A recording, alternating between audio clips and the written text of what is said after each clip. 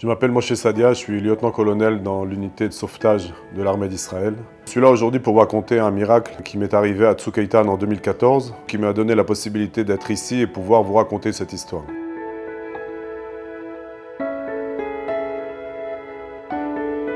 Alors la mission de mon unité, c'était comme l'unité de sauvetage. C'est au cas où un tunnel se faisait exploser ou un bâtiment faisait exploser, il y avait des soldats à nous. On devait rentrer, les faire sortir de là-bas, que ça soit creusé dans les tunnels aussi pour ramener les soldats, pour si quelqu'un de nos équipes ont été touchés, de pouvoir rentrer et de les ramener en Israël. À un moment où on est ressorti, on était encore sur la frontière du côté d'Israël. Toutes les quelques heures, on pouvait sortir pour un peu se reposer, pour pouvoir téléphoner, pour manger. À un moment, on était tous avec des amis assis dehors. Il y avait une voiture. Plus un petit gaz pour faire un petit café comme on a l'habitude à l'armée. Ma femme m'appelle et me dit qu'elle a des contractions. Elle était seulement au 7e mois. Je lui dis écoute, ça va, ça arrive, allonge-toi, va boire quelque chose, va boire un verre d'eau, je pense que ça va passer. Elle essaye, ça passe pas. Je me rappelle encore une fois, moi j'ai des contractions, qu'est-ce que je fais? Je vois qu'elle insiste, je prends mon équipe, je leur dis écoutez, je suis obligé de partir là pendant 2-3 heures, ma femme a des contractions. Je vais faire un aller-retour, c'est à peu près 1h15 de route de ma maison, la frontière. À ce moment-là, je prends la route, on est au mois d'août, mi-août 2014, il fait très très chaud. J'étais avec ma voiture, c'était pas une voiture de l'armée, et je commence à prendre la route, et en moins de 2 minutes, il y a un obus qui tombe exactement à l'endroit où j'étais avec ma voiture. Au moment où ça s'est passé, j'ai senti le coup, parce que j'étais pas très loin encore. J'ai senti la voiture qui a bougé de l'obus. Malheureusement, j'ai 2 amis qui sont morts sur place, qui étaient là-bas. Une 3e personne qui essayait d'appeler ses parents, le téléphone ne captait pas, donc il s'était un petit peu éloigné pour pouvoir essayer de capter par le téléphone. Il a été sauvé.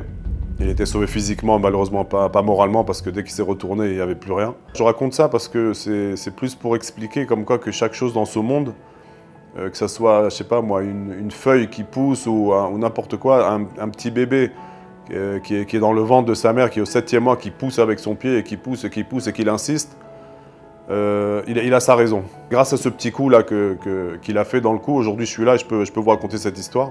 Malheureusement, après ces 2 minutes-là, j'ai dû faire demi-tour. On a fait tout ce qu'il fallait pour amener il y avait encore d'autres blessés là-bas. On a dû les ramener, les prendre à l'hôpital, les hélicoptères, tout ce balagan qu'il y avait sur place. Ensuite, une fois que ça s'est fini, bien entendu, j'appelle ma femme pour lui raconter, pour savoir comment elle allait. Et il n'y a plus de contraction. Alors, je ne sais pas c'est quoi, je ne sais pas pourquoi, je ne sais pas pour qui. C'est une chose que je n'ai jamais pu expliquer. Pourquoi tout d'un coup ça s'est arrêté. Mais j'ai compris pourquoi ça a commencé. S'il a commencé comme ça, les petites contractions, c'était un signe d'Hachem pour me sauver apparemment. Au même moment, j'ai pensé, quoi, je viens de renaître. Il y a eu quelque chose qui s'est passé qui m'a sauvé. Je n'ai pas fait encore le rapport avec, au même moment même. C'est seulement une fois que j'ai appelé ma femme, quand elle m'a dit qu'il n'y avait plus de contractions, que là j'ai compris que c'était la main d'Hachem dedans. Jusqu'à aujourd'hui, quand je raconte cette histoire, lui il est tout le temps « c'est moi qui ai sauvé papa, c'est moi qui ai sauvé papa ». D'ailleurs il s'appelle Eitan Israël il s'appelle. Même le prénom aussi, je ne vais pas dire un hasard parce qu'il n'y a pas de hasard, mais on pensait l'appeler Israël. Et un jour avant la Brit, avec ma femme on discutait, elle a dit pourquoi on ne l'appellerait pas aussi Eitan.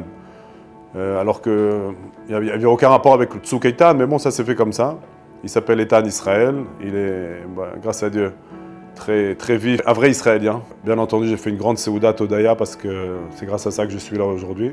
Et c'est une chose que je dois vraiment remercier Hachem. Et puis, j'ai pas d'autres mots à dire, juste de dire merci à Hachem. Ce que j'ai vécu, ce que je vis, dans le quotidien aussi, avec mon unité et d'autres choses que je fais dans l'armée et dans la vie, ça nous donne une valeur sur chaque chose. D'ailleurs, il n'y a pas longtemps encore, Eitan, un soir, j'arrive, il fait Shema Israël avant d'aller dormir et tout. Je sors de la chambre et je l'entends dire « Merci Hachem que j'arrive à boire de l'eau. Merci Hachem que j'arrive à me lever pour aller aux toilettes. Merci Hachem que j'arrive à courir, que j'arrive à jouer au foot. » C'est des choses qu'un enfant de 7 ans aujourd'hui, bon, on peut dire merci, on fait le schéma comme on leur apprend et tout, mais ça c'est un truc qu'il a rajouté lui tout seul. Donc si on a réussi, moi et ma femme, à faire passer ça aux enfants aussi, la valeur des choses, que moi je ressens, malheureusement je le ressens, que ce soit dans tous les séismes ou tous les endroits que je vais, on voit chaque chose, on apprécie vraiment chaque chose, vraiment chaque chose. Que ce soit boire de l'eau, que ce soit de se lever pour aller aux toilettes, que ce soit de parler, de lever la main, de se coiffer, de mettre des lunettes, je sais pas, chaque chose elle a sa valeur. Je souhaite à chacun de pouvoir voir ces choses qui arrivent dans le monde. Et souvent ça nous arrive, on n'a pas toujours le mérite de pouvoir voir pourquoi c'est arrivé. Moi je l'ai eu grâce à Dieu et j'espère que chaque chose qui arrivera à moi ou à n'importe qui donnera la possibilité aussi de pouvoir ouvrir les yeux et de pouvoir voir la main d'Hachem dans chaque chose. Chaque chose qu'on reçoit, même de respirer, de se lever le matin, c'est un cadeau et un bonus. La main d'Hachem est partout. J'ai qu'un mot à dire vraiment, c'est merci Hachem sur tout ce que j'ai, sur tout ce que j'ai eu. Si Dieu veut, sur tout ce que j'aurai aussi. Merci.